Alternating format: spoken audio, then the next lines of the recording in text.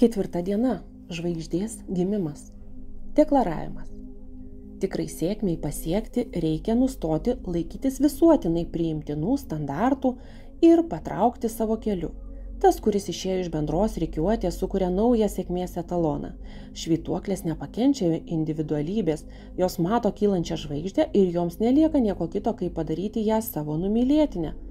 Kai nustatoma nauja taisyklė, rikiuotė apsigręžia ir pradeda žygiuoti paskui naują žvaigždę. Kad nustatytumėte savo taisyklės, reikia leisti savo būti savimi. Jūs tai galite, tai reikia pasiimti tokią privilegiją. Savo privilegijas dalyjate arba atimate tik jūs patys. Aiškinimas.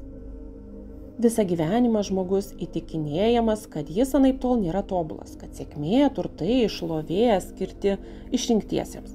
Švytuoklės neneigia, kad kiekvienas gali pasiekti laimėjimų, bet kruopščiai slepia tą faktą, kad unikalių sugebėjimų ir savybių turi kiekvienas žmogus. Individualybė švytuoklėms tiesiog prapultis. Jei visi šalininkai taps laisvomis asmenybėmis ir pasidarys nebevaldomi, švytuoklės tiesiog subirės. Žvaigždės gimsta savarankiškai, bet jas įžiebia švytuoklės.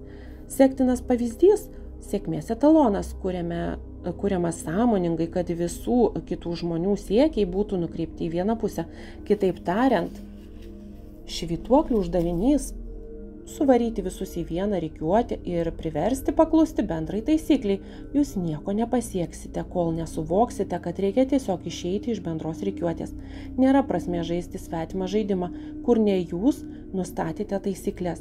Kad ir ką darytumėte, visada stenkitės pradėti savo žaidimą. Čia sėkmės paslaptis.